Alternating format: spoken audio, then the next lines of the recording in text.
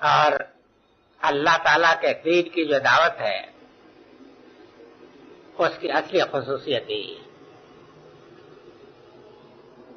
اس لیے کہ اللہ تعالیٰ کا کوئی وعدہ بھی غیر مشروط نہیں ہے، بلکہ سب کا سب مشروط ہے، خاص صفات، خاص کردار اور خاص اخلاق کے ساتھ۔ اگر کوئی شخص غلط فہمی میں ہو کہ ہم مسلمان ہیں، اللہ کے دین کے کام کے لیے اٹھے ہیں، تو جس راستے میں ہم اٹھے ہمیشہ فرشتوں کو، کروبیوں کو ہمارے ساتھ ساتھ ہونا چاہیے، ہمیں کبھی شکست نہیں ہونی چاہیے، کبھی کوئی نقصان نہیں پہنچنا چاہیے۔ تو ظاہر ہے کہ ایسا شخص جو ہے اسلام کو سمجھنے سے بالکل قاصر رہا ہے۔ اللہ تعالیٰ نے فتح کا، نصرت کا، غلبے کا جو وعدہ کیا ہے وہ صفات کے ساتھ وعدہ کیا ہے۔ انفرادی زندگی میں تو یہ بات ہوتی ہے کہ بہت سے موقعوں پر نظر انداز کر دی جاتی ہیں، لیکن اجتماعی زندگی میں قدرت فوراً انتقام لیتی ہے، اس سے نہیں کوئی بچتا ہے۔ سمجھا؟ اس کی وجہ یہ ہے کہ انفرادی زندگی کی اصلی عدالت تو وہاں ہے، آخرت۔ یہاں اگر کوئی واقعہ پیش آتا ہے تو بطور تنبیہ و تذکیر کی، لیکن اجتماعی زندگی کی عدالت اسی دنیا میں ہے۔ اس لیے قومی زندگی میں جو خامیاں، کجیاں اور غلط باتیں ہوتی ہیں ان کی لازماً یہی اصلاح ہوتی ہے، اور اگر لوگ اصلاح نہیں قبول کرتے ہیں تو اس کی سزا بھی مل جاتی ہے۔ یہ بات سمجھ لیا آپ نے؟ اجتماعی زندگی کا یہ فلسفہ جو ہے کہ وہ یہی عدالت ہے، اس لیے اس معاملے میں قدرت جو ہے ذرا بھی مہربانی نہیں برتتی ہے، یہ ہو کے رہتا ہے۔ تو فرمایا کہ اگر تم ان کی باتوں کو دھیان کرو گے، اطاعت کے والے، کسی کی بات کا خیال کرنا، کسی کی بات کو اہمیت دینا، اس کا دھیان کرنا، اس کا لحاظ کرنا، اس کی بات میں آ جانا، سب معنی ہوتے ہیں۔ اطاعت کے معنی لازماً وہی نہیں جو آپ کے اردو میں ہوتے ہیں کہ اگر تم ان لوگوں کی باتوں کو سنو گے کہ جنہوں نے کفر کیا ہے تو یہ تو تمہیں پیٹھ پیچھے پلٹا کے رہیں گے۔ مطلب یہ ہے کہ اللہ تعالیٰ نے جس جاہلیت کی تاریکی سے نکال کر تم کو اسلام کے صراط مستقیم پر کھڑا کیا ہے، تو اس سے تم محروم ہو کر کے پھر اسی جاہلیت میں جاؤ گے۔ اللہ کا حکم سے مطلب وہی ہے، نہیں وہی جاہلیت کی زندگی جو ہے، وہی عقائد، وہی نظریات اور وہی تمہارا کردار بنے گا۔ وَتَنْقَلِبُوا خَاسِرِينَ، اور تم نامراد ہو کے رہ جاؤ گے۔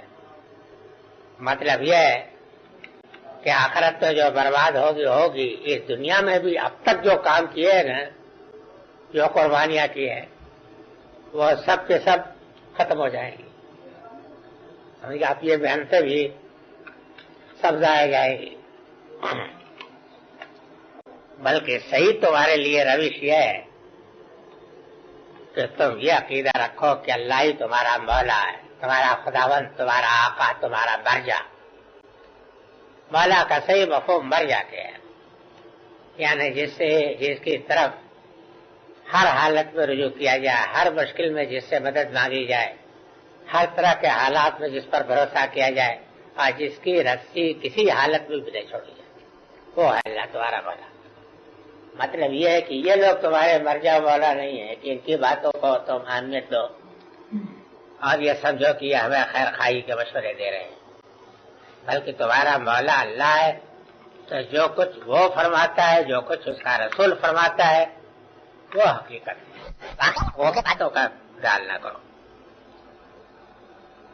وہ خیر الناصرین، اور وہ بہترین مدد کرنے والا ہے۔ یعنی مطلب یہ ہے کہ یہ لوگ اگر تم اس خیال سے ان کی باتوں کا دھیان کرو کہ اگر ان کو ساتھ نہ رکھا جائے گا تو پھر یہ ہے کہ مشکلات پیدا ہوگی اور اس کام کو کرنا دشوار ہو جائے گا اور دشمنوں کا مقابلہ آسان نہیں رہے گا، تو فرمایا کہ اس کے لیے وہ بہترین مدد کرنے والا ہے، خدا کے اوپر اگر تم بھروسہ رکھو گے تو پھر یہ ہے کہ وہ وہاں سے تمہاری غیب کی تمہاری مدد کی شکلیں پیدا کرے گا جہاں سے تم کو گمان نہیں ہو. یہ وہی بات دوسرے لفظوں میں فرمائی ہے کہ کیا ہوا اگر ان کے 300 آدمی تمہارے اندر سے چلے گئے. اللہ تعالیٰ 3000 تازہ دم فرشتوں سے تمہاری مدد کرے گا.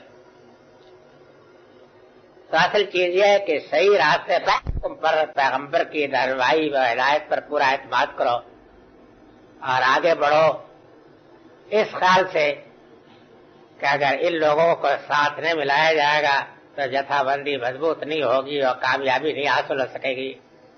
یہ خیال اہل حق کو نہیں کرتے. اہل حق کے لیے راستہ یہ ہے کہ خدا کے ساتھ ہو اور اللہ مدد کرے. دنیوی جو طریقے ہوتی ہیں دنیوی جو کام ہوتے ہیں ان میں اور خدا کے کام میں ہی فرق ہوتا ہے. بہرحال اس میں اصل چیز جو ہوتی ہے سچائی مطلوب ہوتی ہے. جو صحیح کام کرنا ہے وہ کرنا ہے. اور دنیا میں یہ ہوتا ہے کہ اپنی مصلحتیں اپنا فہم اپنی ذہانت اور اپنی پیشبینی جو ہے اسی پر اعتماد کرتے ہیں لوگ. اگر ہم نے یہ نہ بات مانی تو وہ پارٹی ٹوٹ جائے گی, یہ نہ مانا تو وہ لیڈر الگ ہو جائے گا, اگر یہ بات ہم نے نہ کی تو پھر اس کے بعد یہ بات اختلاف ہو جائے گا. دین کے کام کرنے والوں کے لیے یہ ضروری ہوتا ہے کہ صرف یہ بات سوچیں کہ اللہ کا ارشاد کیا ہے, نبی کا طریقہ کیا ہے, دین کا مطالبہ کیا ہے. صرف اگر کوئی دینی جماعت اس فتنے میں مبتلا ہو جاتی ہے کہ اس کے سوا کچھ اور سوچنے لگے تو اس کے بعد یہ ہے کہ زبان پر تو اس کے دین کا دائرہ ہے لیکن اندر اس کے خوف رچا بسا ہوا ہے. اگر یہ سوچنے کا یہ انداز ہے, یہ سوچنے کا انداز نہیں ہوتا. بہرحال اللہ کا مطالبہ ہی ہے, دین کا تقاضا ہی ہے, ہمیں یہ کرنا ہے. اب یہ ہے کہ اس راستے پر چل کر کے کس طریقے سے کامیابی ہوگی تو یہ اطمینان رکھنا چاہیے کہ وہ خیر الناصرین خدا بہترین کرتا ہے. جب وہ مدد کرنا چاہے گا تو کوئی روک نہیں سکتا اس کی وجہ, اور وہ اگر کسی چیز کو روک لے گا تو کوئی آپ کو دے نہیں سکتا ہے. یہ مضبوط عقیدہ ہونا چاہیے. سنلقی فی قلوب الذین کفروا الرعب بما اشرکوا باللہ ما لم ينزل به سلطانا ومأواہم النار وبئس مثوى الظالمین.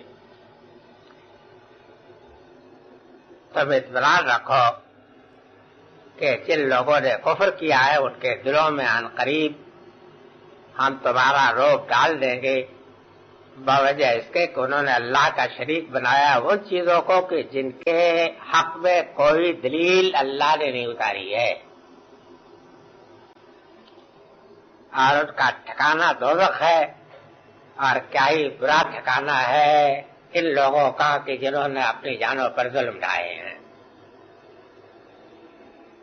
مطلب یہ ہے کہ اس وقت جو ذرا وحد پہ تم کو زخم لگا ہے تو ان کا کچھ حوصلہ بڑھ گیا ہے اس لیے کچھ بڑھ بڑھ کے باتیں کر رہے ہیں. لیکن تم اطمینان رکھو کہ اللہ تعالیٰ نے تم سے غلبے کا جو وعدہ کیا ہے تو وہ پورا ہو کے رہے گا, اور قریب ہم ان کے دلوں میں رعب ڈال دیں گے, یعنی اسلام کا حق کا, اور تمہارا رعب ان کے دلوں میں ڈال دیں گے. رعب ڈال دینے کی دلیل یہ بیان کی ہے کہ بما اشرکوا باللہ ما لم ينزل به سلطانا. اس کی وجہ یہ ہے کہ انہوں نے خدا کا شریک ان چیزوں کو بنایا جس کی ان کی کوئی دلیل نہیں. اس سے یہ معلوم ہوتا ہے کہ اسلام اور مسلمانوں کے اندر اصلی طاقت کا جو خزانہ ہے وہ حقیقت میں توحید کا عقیدہ ہے. توحید کا عقیدہ ہے یہ اصلی طاقت کا. اگر یہ ختم ہو جائے تو پھر اس کے بعد جو اصلی طاقت کا خزانہ ہے وہ تو ختم ہو گیا. یعنی مطلب یہ کہ ریڑھ کی ہڈی ٹوٹ گئی. سمجھ گیا؟ آپ جو کچھ ہو گئے وہ وقتی ذرائع ہے. کسی ٹانک سے بھی تو کچھ قوت حاصل کر لی جاتی ہے لیکن خون پیدا کرنے کی صلاحیت، کیموس پیدا کرنے کی صلاحیت، اعصاب کو چست رکھنے کی صلاحیت جو چیزیں ہیں اصل ہے وہ نہ ہو تو یہ چیزیں کوئی زیادہ وقت کام نہیں دیتی، یہ تو وقتی ٹانک ہوتا ہے. آپ نے دوا کھا لی ذرا کچھ دیر کے لیے نشہ سا پیدا ہو گیا، جیسے شراب کا نشہ ہوتا ہے. تو شراب کا نشہ ایک وقتی طور پر تو کچھ تعبر، کچھ ہمق، کچھ صفاحت پیدا کر دیتا ہے، لیکن مستحکم طاقت وہ تو مضبوط ایمانی پیدا کر سکتا ہے جس کی نشان بہت مضبوط ہو. تو اس میں یہ فرمایا کہ اس چیز کو کہ جس کے متعلق اس چیز کو شریک بنایا کہ جس کے بارے میں خدا نے کوئی دلیل نہیں اتاری کہ یہ ہمارے شریک. خدا کے لیے تو دلیل کی ضرورت نہیں ہے، اس لیے کہ ایک مشرک جو ہے وہ خدا کو تو مانتا ہے نا. مشرک تو کہتے ہی ہے کہ جو خدا کو مانتا ہے اس کا شریک بناتا ہے، تو وہ تو مانتا ہے. اب رہ گیا کہ کوئی اور بھی شریک ہے تو اس کی دلیل اسی کے ذمہ ہے نا کہ وہ دلیل لائے. خدا نے تو کوئی دلیل اتاری نہیں، یہ اس کا فرض ہے. خدا کے متعلق کسی دلیل کی ضرورت نہیں ہے. خدا تو جس طریقہ سے سورج کے اوپر کوئی دلیل نہیں قائم کی جاتی، اس لیے کہ دلیل تو وہاں قائم کی جاتی ہے نا کہ جہاں دعویٰ دلیل سے زیادہ واضح ہو، وہاں دلیل کی ضرورت ہوتی ہے نا. نہیں، جب یہاں کی دلیل وہاں قائم کرنی جہاں دلیل دعوے سے زیادہ واضح ہو، لیکن جہاں دعویٰ خود ہی زیادہ واضح ہو تو وہاں دلیل کیا کام دے گی؟ سورج کے اوپر آپ کیا دلیل قائم کرتے ہیں؟ تو یہ یاد رکھیے کہ خدا کی جو دلیل ہے وہ تو فطرت کے اندر موجود ہے، اور اس کو مصدق کر دیا ہے انبیاء نے. اور انسان کے اندر جو عقل ہے وہ سمجھا وہی اس کی تصدیق کرتی ہے. فطرت اس کے اوپر گواہی دیتی ہے. انسان، آپ کو یہ معلوم ہونا چاہیے کہ جب تک کہ آپ ایک خدا کو نہ مانیں اس وقت تک اس کائنات کا، یہ کائنات گنبد بے در ہے، اس کا کوئی دروازہ نہیں کھلتا. جب خدا کو مان لے تو دروازہ کھل جاتا ہے. اب جب دروازہ کھل گیا تو پھر اس کے بعد کسی معلوم ہو گیا کہ یہی کنجی ہے. جس کنجی سے تالا کھل جائے حقیقت میں وہی اس کی کنجی ہے. اب اگر کوئی کہے کہ یہ کنجی سمجھا تو اس کے لیے آپ کو حجت کرنے کی ضرورت نہیں ہے. اسے کہیے کہ آپ گھر بیٹھو، تالا اس سے کھل گیا اور یہ کافی ہے. تو اس چیز کی دلیل تو فطرت کے اندر موجود ہے، اور اللہ تعالیٰ نے بھی اس کی دلیل اتاری ہے توحید کی. یہ آپ کو معلوم ہے کہ قرآن مجید میں ایک تہائی بیان تو توحید ہی کا ہے، یعنی توحید کے دلائل کا ایک تہائی. اگر قرآن کو 3 حصے میں کیجیے تو ایک تہائی میں صرف توحید کے دلائل بیان ہوئے ہیں.